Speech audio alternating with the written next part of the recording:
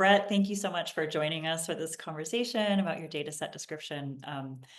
Really excited that you have been such an active member of our Dataverse community and our TLC community, and really eager to talk to you more about your not only your data set, but also about collaborations that have come from it. You've posted lots of data set descriptions. How many have you posted? Do you know? I should know. I have 5 on here, I think. Yeah, great. So you I did posted a little homework, yeah. yeah, you posted 5 data set descriptions, Uh-huh. but we'd love for you to just pick this one, and tell us a little bit more about it in greater detail. So can you tell us the name of the data set? Three-wave longitudinal data set focusing on stress, emotion regulation, COVID-19 experiences, workplace stress, stress hormones, and intimate relationships, 2020 to 2022. It's a mouthful. But this was a really cool study where me and my grad student, Aubriana, at the time, the COVID pandemic hit. We were sitting at home thinking about, okay, our dyadic physio lab is shut down. What are we going to do?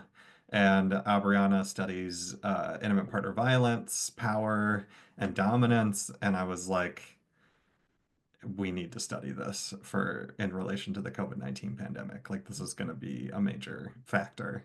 Mhm. And so we immediately collected data. It it ended up working out that like at each point in the 3 data collection periods that we did, it was like right after a peak in cases. So people could kind of reflect on a time when cases of COVID were high in the United States. And so when we say in the past 4 weeks or the past 2 months, how were you thinking, feeling, what were you doing, etc., it was during a time when COVID was up, Mhm. generally speaking. So we have 3 waves of data. It's all about like a relationship science, emotion, affective science perspective on how people were dealing with the pandemic.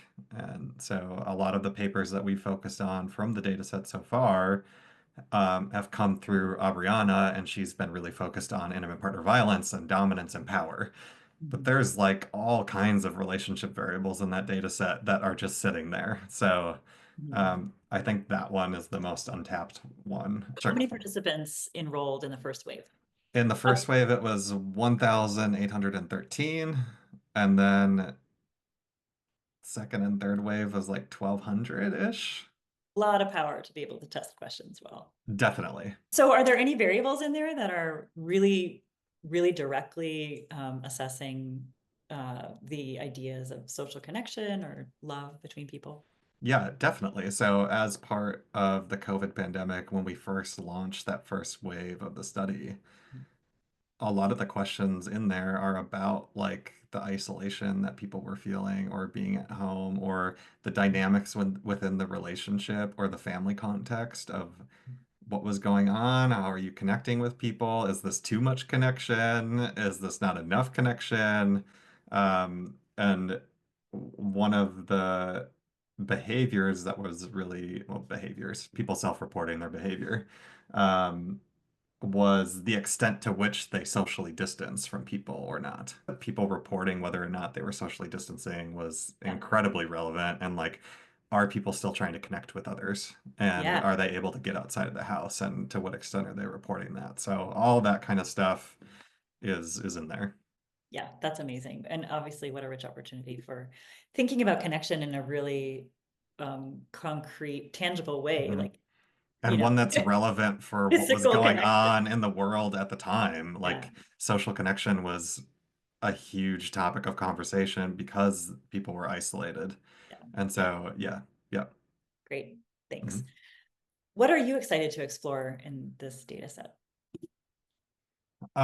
This is why I mentioned that one. Like, there's a lots of relationship variables that are in there. So I think for me, going back in from an affective science perspective and thinking about like emotion regulation and how people were dealing with the stress of the COVID pandemic or everything else that was going on in the home context, is something that I'm interested in. But the reason why I mentioned it is that it's untapped and we threw in a lot of relationship variables that I'm not necessarily primarily interested in, or it's going to take a while for me to get around to.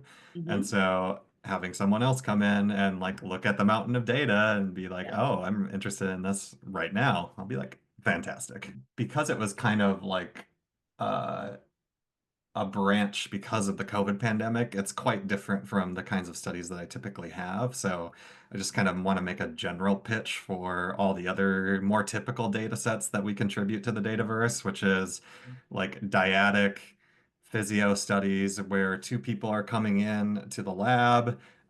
There's a wall separating them, and over the course of 2 to 3 hours, they're filling out questionnaires. We're opening up the wall for them to have conversations with each other. We're videotaping them. We have partner reports, self-reports all throughout.